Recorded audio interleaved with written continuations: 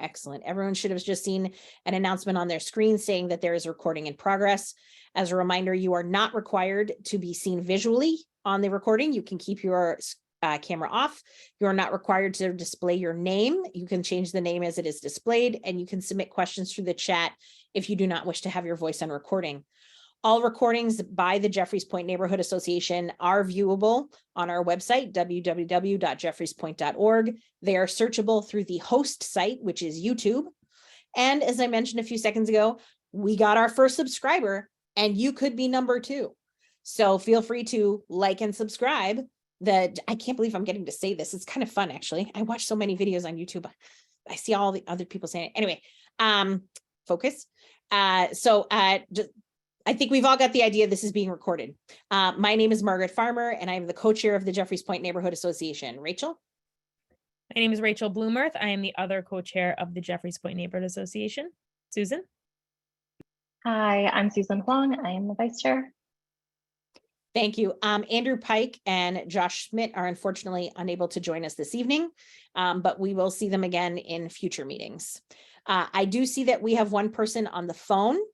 If we could ask you to unmute yourself for just a moment so that we can collect your name so that we have an accurate record of attendance for this evening.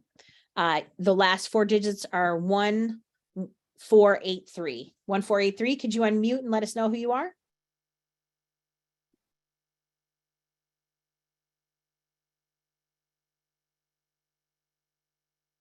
Okay, they're choosing to remain anonymous, and that is fine. We have had a request for this evening from our mayor's liaison, Natalia Benitez Perez, who has asked to make an announcement. We will have her do an announcement. Then we will explain how we are going to do asking of questions after the presentation from Matt Eckel in regards to 4 Haynes Street, and then we will go straight into 4 Haynes Street. So Natalia, do you want to take it away? Thank you. Good evening, everyone. I apologize for my voice. I'm getting over a cold, as a lot of you probably are too, since everybody seems to be sick these days. I just wanted to come quickly and give a quick announcement that we're finally going to be releasing the newsletters again. For those that follow the Boston newsletter, the East Boston newsletters, you probably noticed that we stopped producing these for about 3 months. We didn't have a director of communications at the time in our office, and she's the one that helps us put it together, make it pretty, and release them. So we finally have Nakia in our office, so she'll be helping us with that. And we're expanding the way we do our newsletters. So we're planning on doing, putting more information all about abutters meetings, ZBA, licensing, all sorts of stuff, events, pictures, you name it, we have it. And if you do not see whatever you want to see, email me, happy to put it there. But part of that, the new format is that we're gonna be introducing a new session, which is the Office of Neighborhood Service Community Upliftments. And we want residents to complete forms to nominate their favorite local businesses, their favorite organizations, community resources, and people. So I will link the link to the newsletter so you can sign up, and feel free to share this wide with the neighborhood. The more people, the merrier. And again, let me know if you would want to see something added there. I'm happy to add it. And that's it. So thank you, Margaret, and the board for letting me speak for these 2 minutes. No problem. Is there a deadline? Like it has to be in by like the first Tuesday of the month to make it to that month, or anything like that we should be aware of? So the one that's going to get released the 25th was due today. So I spent like 3 hours just writing everything. So we're going to have it get released the 25th, and then from the 25th is going to be the 7th. So it's about 2 weeks of period, but even if it, like, whatever you want to see doesn't make it to the current one, I'm happy to add it to the next one, and keep it in mind for the next newsletters. So yeah. Natalia, can you also share how people can sign up for the newsletter as well? Absolutely. So I'm going to put the link right now, and I am happy to put the link. So you simply go to boston.gov newsletters. On the left side, it says newsletter categories, and you're going to look for My Neighborhood. In this area, you have all sorts of newsletters. Like if you're interested in housing arts and culture, recommended community support, history, environment, anything, we probably have a newsletter. But in this case, you go my neighborhood, and under my neighborhood, you're going to see all the Boston neighborhoods. So West Roxbury, Rosendale. So you're going to go down and look for East Boston. As soon as you see the East Boston neighborhood updates, you click the subscribe button, and then it will ask you for an email address, and you type that email address and you subscribe, and that's it. But again, if you have any questions or you have any trouble finding the newsletter, let me know. I'm happy to walk you through it or add you myself. Thank you so much, Natalia. And as always, can we ask you to put your email in the chat, just so that if people have questions, concerns, or wish to talk to you directly, they can get a hold of you easily? Of course. I'm always in the neighborhood on Fridays, especially. I love coffee. I have like 3-4 coffees every Friday. I'm overly caffeinated all the time. So if you want to meet on a Friday, happy to meet with you on a Friday and sit down and chat and have coffee. Okay, you're overly caffeinated on Fridays. That is good to know.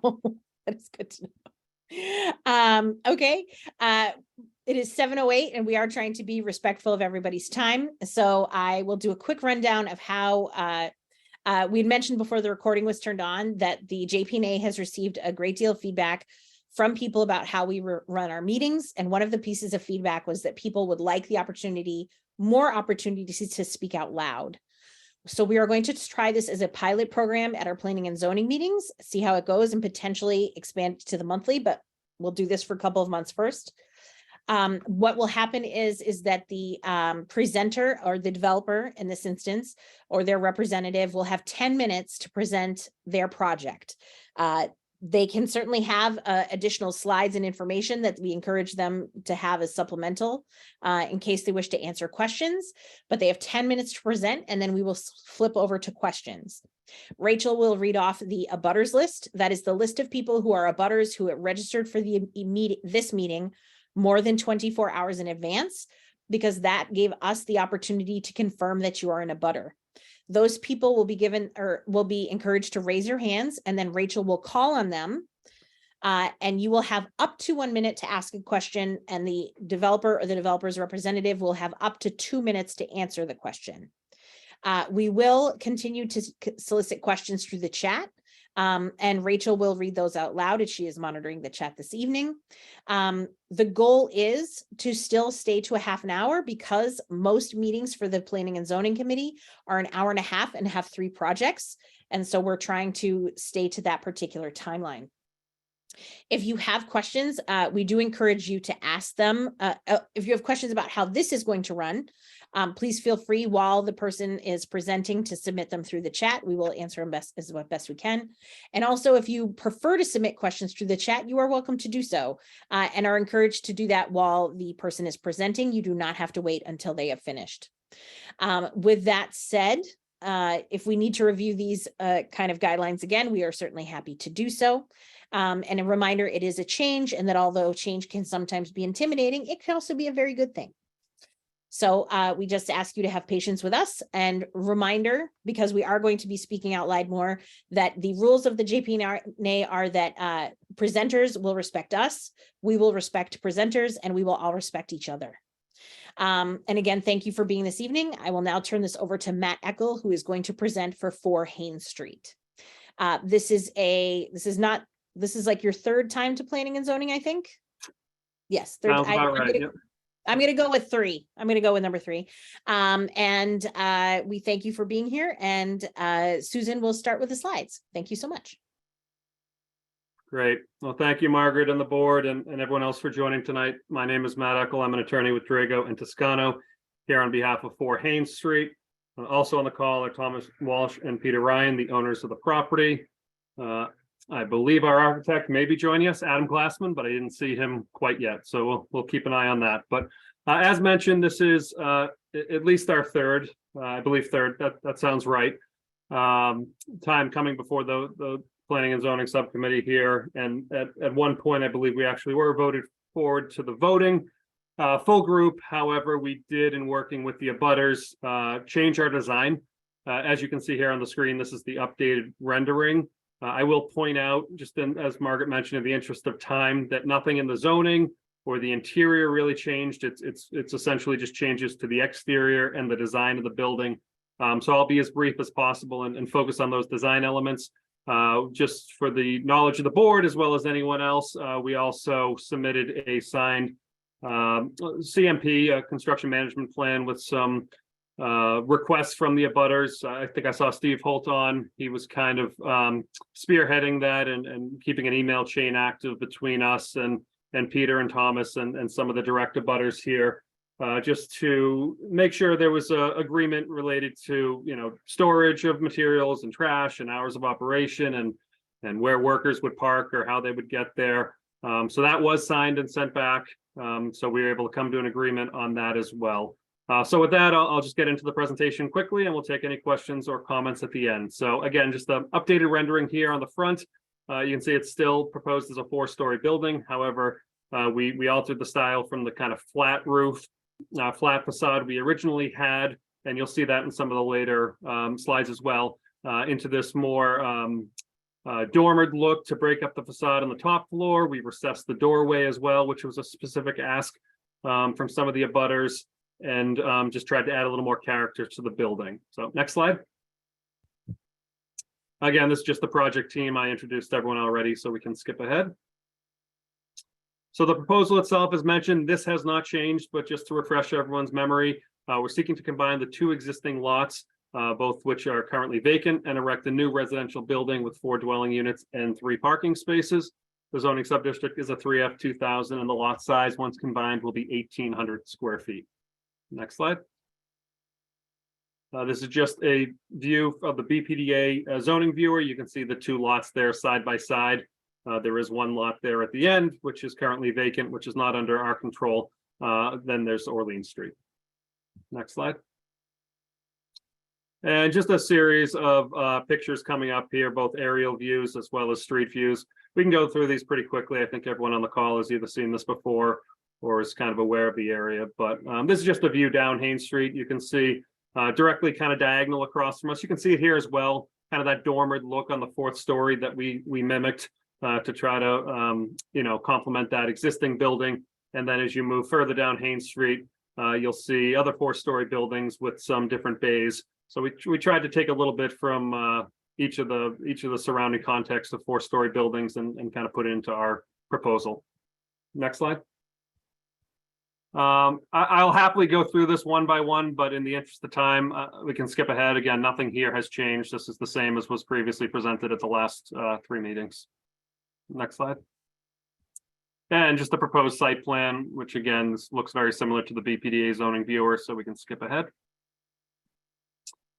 So just to remind people of the floor plan, so you can see here at the bottom of the screen, this will be the 1st floor. So we are proposing a curb cut and a large garage to allow access to 3 interior parking spaces. You can see them labeled there 1, 2, and 3. We're also proposing bike racks in the kind of middle of your screen there as you head towards the left of the garage door opening. We also have a door to access the rear yard. On the far left, far bottom left, you'll see the main door to enter. We have a stairway to go up to the 2nd floor and beyond. We have a dedicated trash room and fire protection room. And we have potential for the installation of a lift there at the back if that were to become necessary. Moving up to the 2nd floor, we have unit 1 and 2. Both are designed as kind of, you know, modified studios. You can see there on the right side, we have sleeping areas. They technically do qualify as studios because they're not closed off, but there is that kind of divider with the sleeping area in the bathroom and a closet to the right side. And then on the middle of your screen, you'll see an open living area with a kitchen, living space, and unit 2 there on the top does have a deck in the rear. Next slide. So unit 3 would house the lower levels of both, the 3rd floor will house the lower levels of both unit 3 and 4. They're both proposed to be bi-level units. So the 3rd floor would house kind of the main living space. So you can see there we have a reading nook area, kitchen, dining room, living room. The back unit, which would be unit 4, would also have a deck there coming off the back. Both of these units would have interior stairwells going up to the 4th floor, which is the next slide, if we can skip ahead. And here you see the fourth floor. So again, upper levels for unit 3 and 4, both would contain 3 bedrooms and 2 bathrooms. Again, they have that interior stairwell, which will go down to the 3rd floor or can go up to the roof. Both of these units have proposed roof decks accessed by hatch. You'll see on the next slide, we did pull the roof decks kind of towards the middle of the building. So future residents can enjoy them, but they're not very prominent from the street or to any abutters. So go to the next slide, we can see, yeah, there you go. So you can see the 2 roof decks, both be accessed by hatches directly from within each separate unit. Next slide.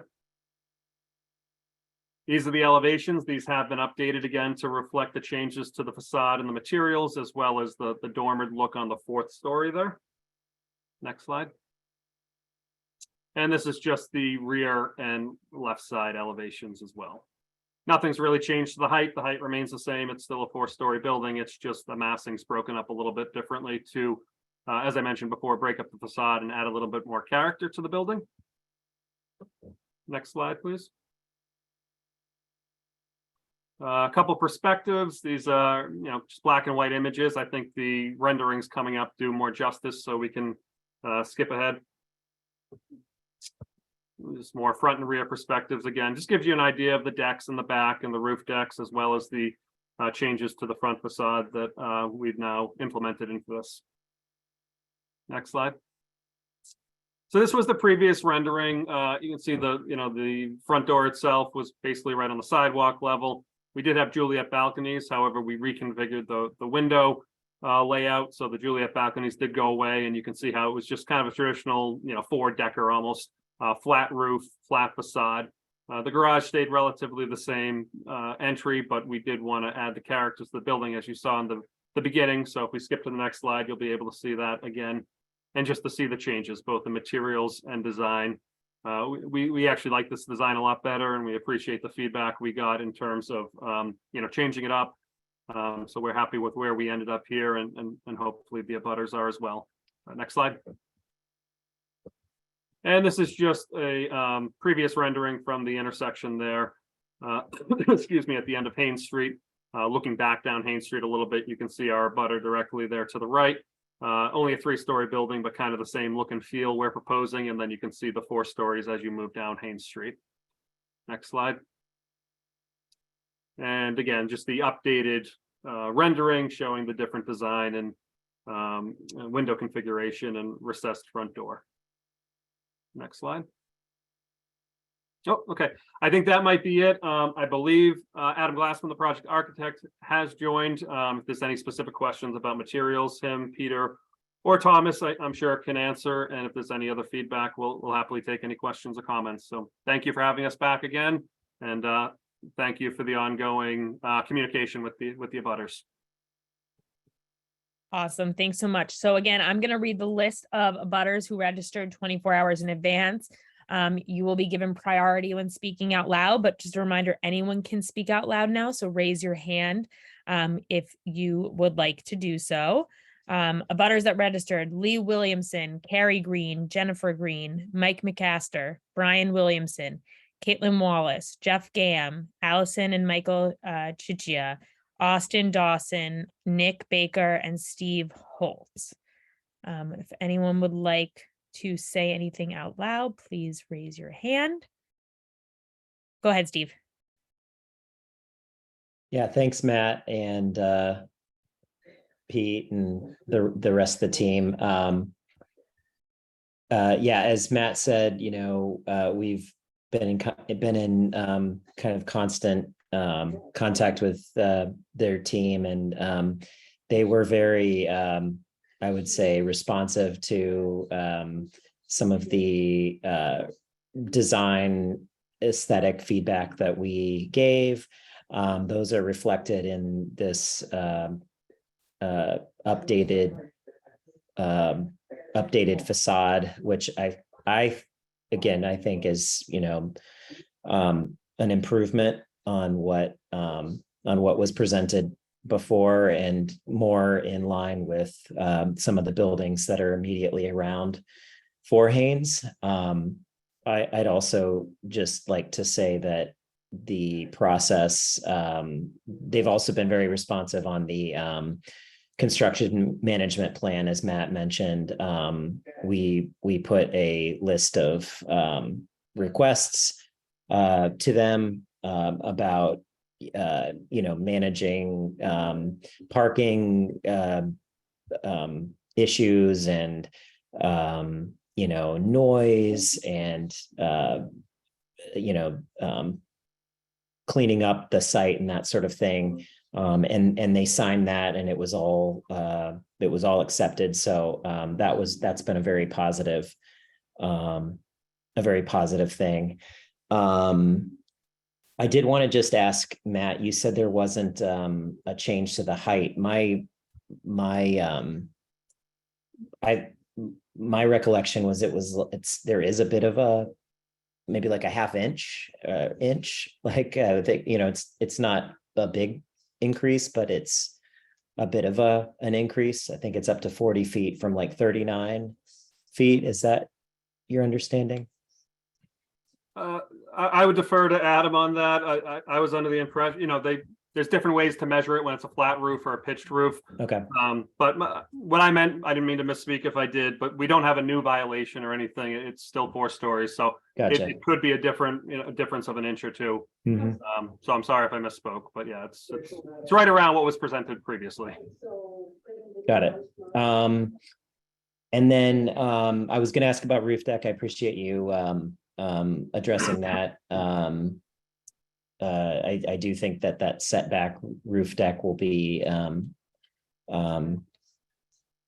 little bit better.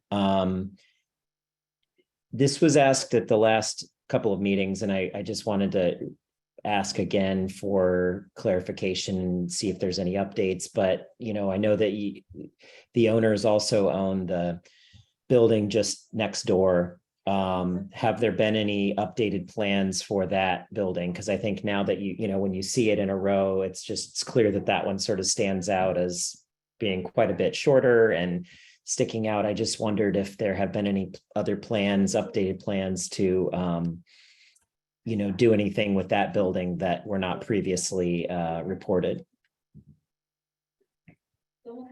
Yeah, so the answer at the last meeting, I believe, was that those were recently pretty much got renovated already within the last, I think, year or two. Thomas or Peter, feel free to jump in. So as of now, there are no plans to make any further changes, but I defer to them to follow up on that. Hey guys, how we doing? This is Peter. No, we have no plans. We have never even had a discussion about adding any height to the 8 or 10. I don't see that as something that we'll follow up on or have any interest in doing. Great. Okay, Jennifer, I believe you had a question. First of all, I just wanted to say thank you again for looking at and reviewing and amending the exterior to include historical reference and add additional visual interest. That really makes a huge difference. And I think what we're aiming for is intentional design, thoughtful, intentional design. So thank you for making those changes. I wanted to go to the zoning analysis.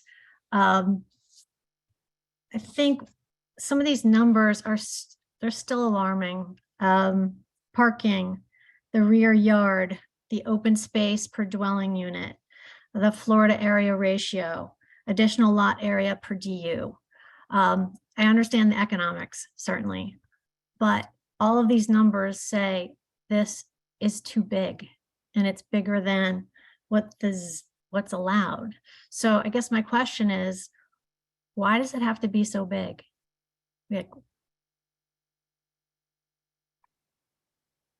Sure. So as you mentioned, obviously economics do play a role. However, I would push back a little bit in so big. This is a fairly standard, design for this street. We're very, very much matched up in the rear yard.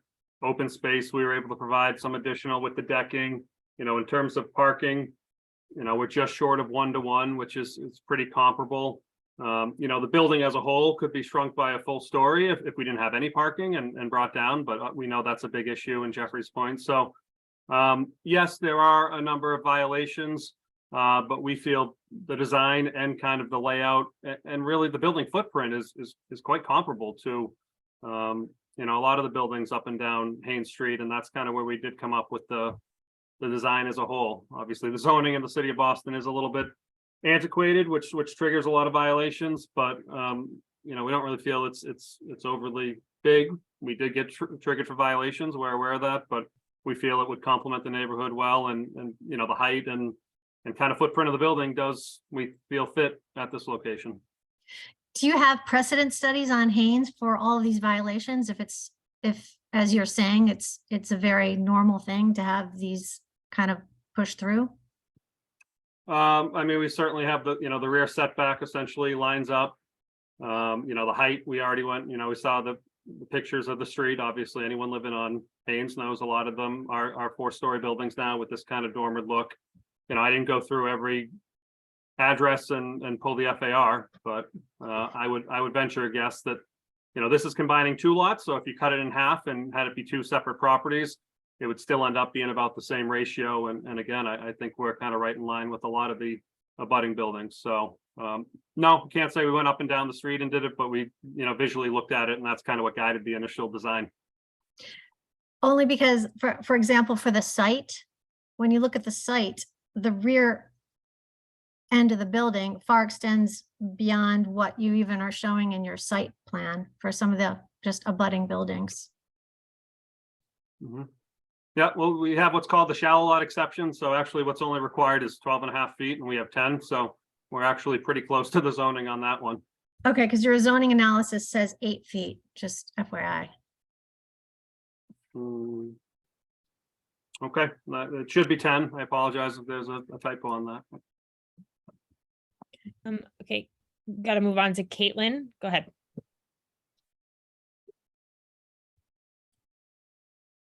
Sorry. Hi, everyone. My name is Caitlin Andriauskas. I live on Cottage Street. I want to echo what both Jennifer and Steve said about it looks beautiful. Like, it looks great. I also hear what Jennifer is saying, especially like it's a very large unit.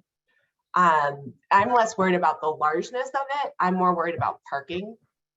Currently, there's 3 parking lots, one on Haynes, one on Marginal, and then another one that they're looking at to take down and turn into these 4 stories with parking that doesn't hit zoning.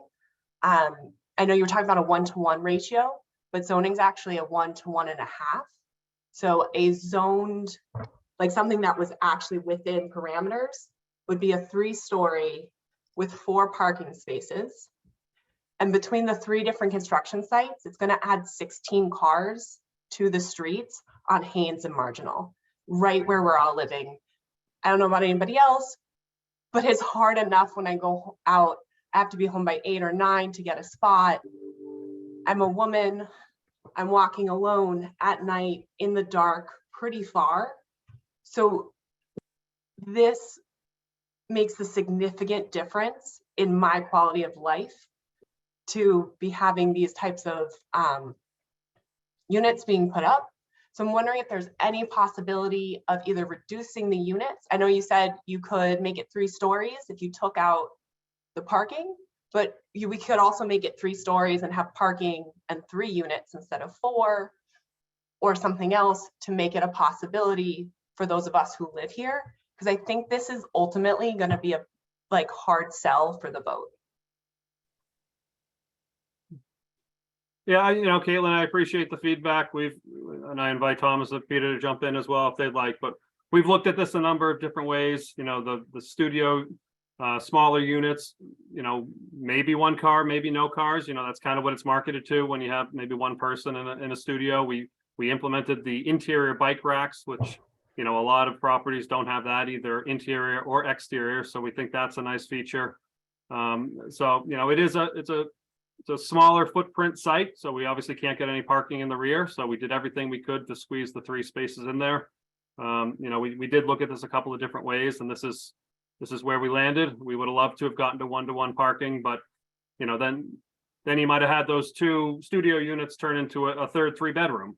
And then you actually end up with more bedrooms and maybe more people. So we appreciate what you're saying and hear you, but we did kind of, this is our 3rd meeting. We've had an abutters meeting. We've constantly been working with the abutters. So we have shifted and shaped this a couple different times, and this is where we ultimately did land. I hear you. To be honest, when I bring it up, it feels like you saying, yep, we don't really care. Like that honestly kind of like I've brought it up before. I understand, and that's not at all what I'm saying. If you heard Steve prior and the owners have constantly met privately on site or Zooms.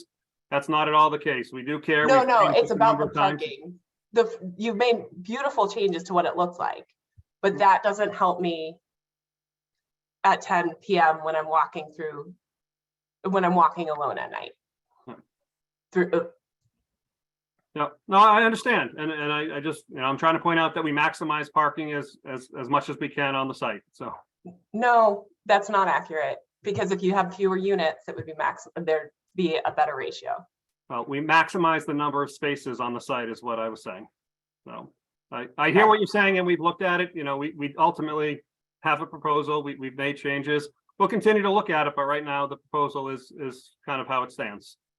All right, we only have about 5 more minutes left. So Mike, go ahead. Hey, Matt, Mike McMaster. I live at 7 Haynes Street. Thanks again for joining the meeting, and I'll echo everybody else's comments that we think, the changes that you made to the facade of the building look great.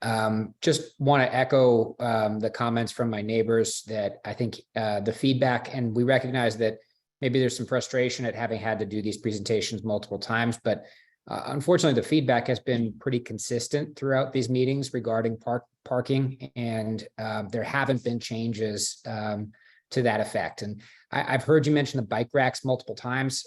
Just as somebody that lives in the neighborhood, I think you need to understand bike racks are very different in East Boston than they are in other parts of Boston, because you can't take a bike through the tunnel, right? So if you're going to get around Boston, you do need to have a car, and particularly in Eastie, the Blue Line doesn't service, everywhere that you might want to go. And so the reality of it is, when you have that many units in the building and there isn't parking to account for it, I think that's going to be a hard sell for this group. And I think that's what you're coming up against. So I just thought I'd be really straightforward with that feedback. Appreciate it, Mike. Thank you. Austin. Hi, I just wanted to take the chance. I live on 68A Marginal Street. We moved to Jeffries Point last year, so still new to the neighborhood. But I just wanted to express appreciation for the upgrades or updates to the plan and the hard work that's gone in to make those changes, and also to voice my support for the existing plans re-parking. I think sounds like take the contrarian view on this call, but also recognize that just under, roughly, I guess I won't put numbers to it, but not everybody owns a car, not everybody drives. We are serviced by the Maverick station, and as someone who uses that to get around to everything that I need, as someone who doesn't own a car, I recognize that we live in a multimodal city, and having more housing in East Boston is desperately needed, as folks are desperately needing additional places to live. And I welcome additional neighbors to this great neighborhood that I have enjoyed so far as well. So just wanted to put that on record and appreciate the work that folks are doing. Thank you, Austin. And just for the record, every opinion is valid. Thank you. Anyone else? I think we've gotten to okay, go ahead, Victoria. I'm the owner of Unit 7 at 109 Webster. It was my understanding that this project caused one of the neighborhood mature trees to be destroyed.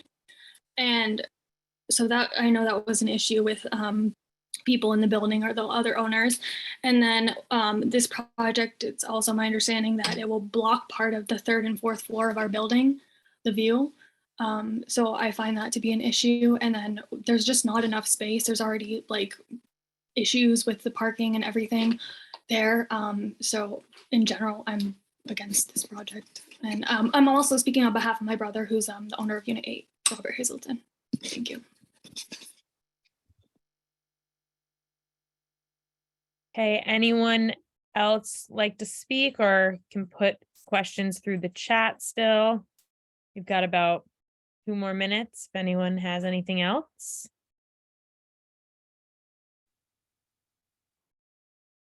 I have a real quick question. I was wondering if I could get contact information for Victoria. I think If- that's up to Victoria. Victoria, do you Yeah. mind putting it in? It's going to be on YouTube. Do you mind putting it on the chat? And Margaret, do you mind? I If don't you don't have to. feel comfortable put it on being on YouTube, but my No, contact information. Yeah, what you can do is if you put it through the chat, it will actually only go to Rachel. And then Okay. Rachel can send it directly to Caitlin, or Caitlin can put it in the chat and Rachel will send her contact information to you. And Okay. if you look up my last name, if you look up my name on Facebook, it's just me. So you can find me easy.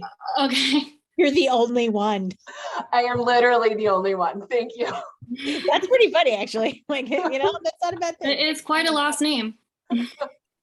Yes, I'm sure people have tested typewriters, probably using that name actually. More than once. Thank you. Yes. Okay.